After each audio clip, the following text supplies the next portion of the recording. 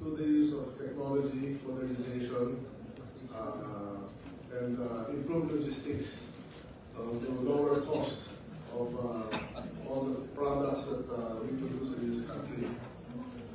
By increasing production, we will hopefully lessen importation through mechanization and modernization.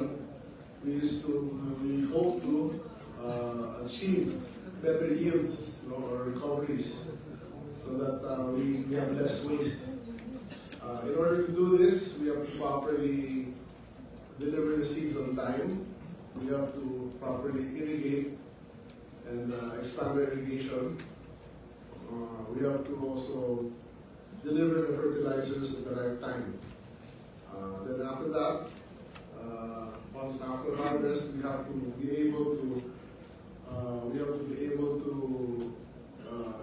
process all of our produce and maximize the yields, and then of course bring this to the market with the least possible, direct to farm to market, or least possible,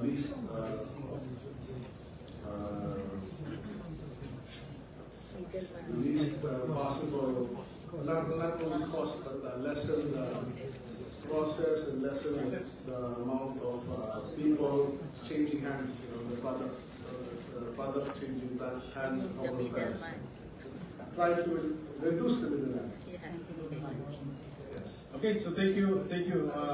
You gave me more than what I asked for. Sabi ko top 3, so you gave us around 10 plans. So, we can, Mr. President, we can now go back to our regular procedure, Mr. President. Mr. President, I move that we lift the suspension of our rules. So move, Mr. President. There be no objection, motion is approved. Thank you, Mr. Should I like to President. recognize once again as well? Thank you. So nakita natin yung galing, abilidad ng ating bagong Secretary of the Department of Agriculture. So we need to give him time to prove himself and to implement his vision for the department. Ito yung department which needs, which I think deserves naman to be given a second chance, Mr. President, or even multiple chances. You are suffering from some bad reputation nowadays.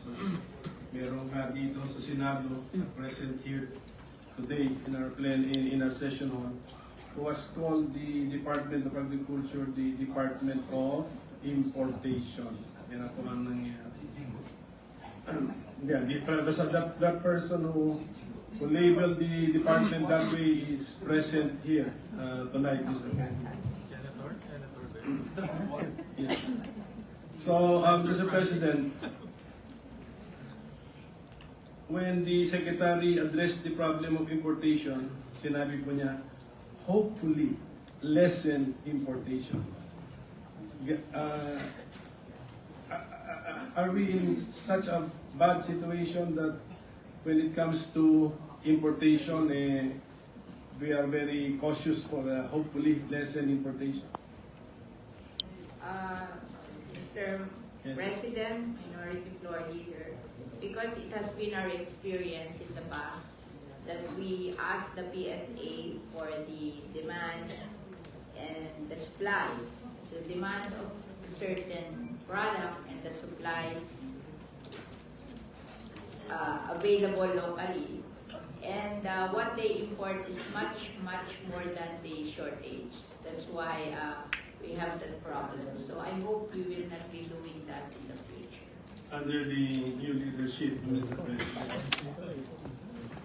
So I have the Secretary addresses that, no? Alam mo, pinapabalik po namin yung PSA sa Friday, right? PSA. The main reason was because of this passport fiasco. Pero when I supported the motion to recall the PSA, I stated because of their agricultural statistics. It was with a heavy heart that I went along with the approval of their budget. I really question the reported statistics or figures and data by the PSA on agriculture. So may we know how we will address this kung garbage in, garbage out. As I pointed out to the PSA director dito, we are determining